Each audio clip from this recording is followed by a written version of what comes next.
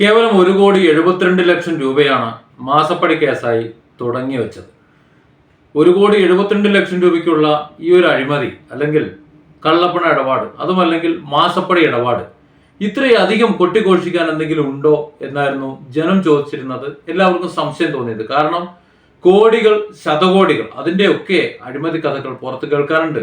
സ്വർണ്ണ കള്ളക്കടത്തടക്കം ഒരുപാട് കാര്യങ്ങൾ ഇവിടെ പുറത്ത് ചർച്ച ചെയ്യാനുണ്ട്. അപ്പോഴൊക്കെ അതൊക്കെ മാറ്റി വെച്ചുകൊണ്ട് 1,72,00,000 രൂപ എങ്ങനെ ഇത്രയധികം വിവാദമായി? അതായത് മാത്തിക്കുഴനാടൻ മാന്തി പുറത്തിട്ട് കൊണ്ടുവന്ന ആ 1,72,00,000 ആ ഒരു അന്വേഷണം ഇന്ന് ചെന്നെത്തി നിൽക്കുന്നത് കോടികളുടെ, ശതകോടികളുടെ അഴിമതി കഥകളിലേക്കാണ്. പിണറായിയുടെ അഴിമതി കഥകളിലേക്കാണ്.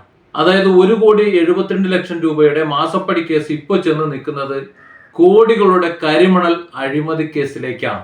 അതുകൊണ്ടാണ് 1,72,00,000 രൂപ ചെകഞ്ഞു നടക്കുന്ന SFIO ഈ കോടികളുടെ അന്വേഷണത്തിന് വേണ്ടി CMRL-ഉം അതുപോലെ എക്സാലോജിക്കും തമ്മിലുള്ള ഇടപാടുകൾ ചെകഞ്ഞുകൊണ്ടിരിക്കുന്നത്.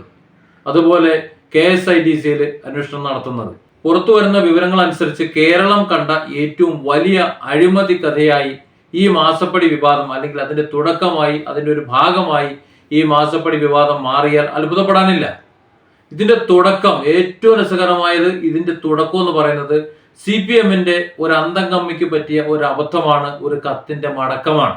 അതിനെ തുടർന്നുണ്ടായ ഈ കേസിന്റെ വലിപ്പം 1,72,00,000 ഇനി അതല്ലെങ്കിൽ 135 കോടിയോ ഒന്നും അല്ല. അത് വളരെ വലിയ എമൗണ്ട് ആണ് എന്ന് മറ്റാർക്കും അറിയില്ല എന്നുണ്ടെങ്കിലും പിണറായി വിജയൻ അറിയാം. 2019 ഇത്തരത്തിലുള്ള കരിമണൽ ഖനനം പോലെയുള്ള ധാതു വിനിമയങ്ങൾ മുഴുവൻ പൊതുമേഖലാ സ്ഥാപനങ്ങൾ കൈകാര്യം ചെയ്യണം, സർക്കാർ കൈകാര്യം ചെയ്യണം എന്ന് നിർദ്ദേശം വെച്ചത്, നിയമമുണ്ടാക്കിയത്. CMRL നടത്തിയിട്ടുള്ള കരിമണൽ ഖനനവും അതിൽ സർക്കാരിന്റെ അല്ലെങ്കിൽ പിണറായിയുടെ ആനുകൂല്യവും എല്ലാം കൂട്ടി വായിക്കുമ്പോൾ SFIO-യുടെ അന്വേഷണം ചെന്നെത്തുന്നത് പിണറായിയിലായിരിക്കും എന്ന് പിണറായിക്ക് അറിയാം, അതുപോലെ CPM-നും അറിയാം. അതുകൊണ്ട് തന്നെയാണ് ഈ അന്വേഷണം എവിടെയും എത്താതിരിക്കാൻ വേണ്ടി അവർ കിണഞ്ഞ് പരിശ്രമിച്ചുകൊണ്ടിരിക്കുന്നത്. അതിൽ KSIDC ഉപയോഗിക്കുന്നുണ്ട്, അതുപോലെ എക്സാലോജിക്കിനെ ഉപയോഗിക്കുന്നുണ്ട്. KSIDC ഉപയോഗിച്ച് ഈ അന്വേഷണം തടയാൻ വേണ്ടി കേരള ഹൈക്കോടതിയിൽ ലക്ഷങ്ങൾ മുടക്കി കേസ് കൊടുത്തിട്ടുണ്ടെങ്കിൽ, അല്ലെങ്കിൽ ഹർജി കൊടുത്തിട്ടുണ്ടെന്നുണ്ടെങ്കിൽ എക്സാലോജിക്കിനെ ഉപയോഗിച്ച് കർണാടക ഹൈക്കോടതിയിലും ഹർജി കൊടുത്തു. രണ്ടും അന്വേഷണം തുടരാൻ വേണ്ടിയുള്ള സർവ്വ അനുമതിയും കൊടുത്തുകൊണ്ടാണ് ഉത്തരവ് വന്നത് എന്ന് മറ്റൊരു കാര്യം. പക്ഷേ അവർ പരിശ്രമിക്കുന്നു, അവർ എന്തൊക്കെയോ ഭയപ്പെടുന്നു, എന്തൊക്കെയോ വലിയ വിവരങ്ങൾ പുറത്തു വരുമെന്ന് ഭയപ്പെടുന്നു എന്നാണ് നമ്മൾ മനസ്സിലാക്കേണ്ടത്. ഇവിടെ ഈ പ്രശ്നങ്ങളുടെ എല്ലാം തുടക്കം ROC-യിൽ നിന്ന് അയച്ച ഒരു കത്താണ്. AKG സെന്ററിന്റെ മേൽവിലാസത്തിലാണ് ഈ കമ്പനി തുടങ്ങുന്നത്, എക്സാലോജിക്ക് തുടങ്ങുന്നത്. ആ കമ്പനിയിൽ അതിന്റെ വെരിഫിക്കേഷനും മറ്റു കാര്യങ്ങൾക്കും ഒക്കെ ആവശ്യങ്ങൾക്ക് വേണ്ടി കത്തുകളയക്കും. സ്വാഭാവികം, ROC മുതൽ ഇങ്ങോട്ട് കത്തുകളയക്കും. ആ വെരിഫിക്കേഷൻ ലെറ്ററുകളെല്ലാം അവിടെ ഇരുന്ന ഒരു അന്തം കമ്മിക്കുന്നൊന്നും മനസ്സിലായില്ല. വീണ എന്നൊരാൾ, അല്ലെങ്കിൽ മുഖ്യമന്ത്രിയുടെ മകൾ വീണ വിജയൻ അവിടെ ഒരു കമ്പനി തുടങ്ങിയിട്ടുണ്ടെന്നോ, ഇത്തരത്തിൽ അതിനുള്ള അഡ്രസ്സ് കൊടുത്തിട്ടുള്ളത് AKG സെന്റർ ആണെന്നോ അറിയാത്ത അന്തം കമ്മി ഇങ്ങനെ വെരിഫിക്കേഷൻ വന്നിട്ടുള്ള ഓരോ കത്തും മടക്കി അയച്ചു എന്നാണ് പറയുന്നത്. അങ്ങനെ മടക്കി അയച്ചപ്പോൾ തന്നെ ആദ്യഘട്ടത്തിൽ തന്നെ ഒരു കണ്ണിലെ കരടായി, ROC-യുടെ കണ്ണിലെ കരടായി മാറി. തുടർന്ന് 1 ലക്ഷം രൂപ എക്സാലോജിക്കിന് ഫൈൻ ഇടുകയും ചെയ്തു. പിന്നീട് അഡ്രസ്സ് മാറി. ബാംഗ്ലൂരിലെ കമ്പനി തന്നെ വലിയ കമ്പനിയാണോ ഇനി കടലാസ് കമ്പനിയാണോ എന്നൊക്കെ സംശയിക്കുന്ന ഒരു അവസ്ഥയിലേക്ക് വന്നു. ROC-യുടെ ഇത്തരം കണ്ടെത്തലുകളും ഇടപെടലുകളുമാണ് ഇന്ററീം സെറ്റിൽമെന്റ് ബോർഡിന്റെ അന്വേഷണത്തിലേക്കും അവരുടെ റിപ്പോർട്ടിലേക്കും വഴിവെച്ചത്.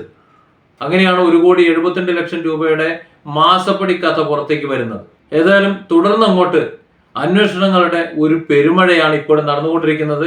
അത് SFIO-യിൽ എത്തി നിൽക്കുമ്പോൾ എന്ത് തന്നെ ആയിരുന്നാലും പിണറായി വിജയനിലേക്ക് എത്തിച്ചേരുമെന്നും ഈ കരിമണൽ ആ ഒരു കുറഞ്ഞ കാലം അധികമായി കേന്ദ്ര സർക്കാരിന്റെ ഉത്തരവിനെ മറികടന്നുകൊണ്ട് അനുവദിച്ചപ്പോൾ കിട്ടിയ കോടികൾ, ആ ശതകോടികൾ, അതിന്റെ കണക്കുകൾ പറഞ്ഞു കൊടുക്കേണ്ടി വരുമെന്നും അതിലേക്ക് എത്തുമെന്നും കൃത്യമായി അറിയാം.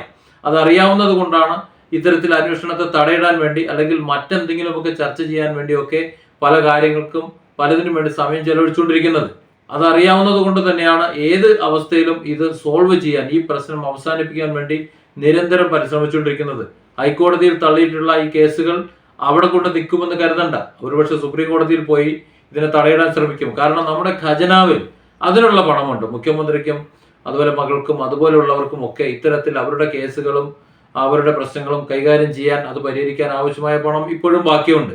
പൊതുജനങ്ങളുടെ കാര്യത്തിൽ ഇടപെടാൻ വേണ്ടി മാത്രമുള്ള പണമാണ് അവരുടെ കയ്യിൽ ഇല്ലാത്തത്. ഏതായാലും 1,72,00,000 എന്നത് ഒരു വലിയ അഴിമതിയുടെ, ശതകോടികളുടെ അഴിമതിയുടെ, അല്ലെങ്കിൽ കള്ളപ്പണ ഇടപാടുകളുടെ, അല്ലെങ്കിൽ പണം കൈക്കൂലിയായി കോഴയാങ്ങി വാങ്ങിയതിൻ്റെ ഒരറ്റം മാത്രമാണ്, ഒരു വാലിൻ്റെ ഒരു രോമം മാത്രമാണ് എന്നാണ് ഇതുവരെയുള്ള കാര്യങ്ങളെല്ലാം അപഗ്രഥിക്കുമ്പോൾ പൊതുജനം മനസ്സിലാക്കുന്നത്.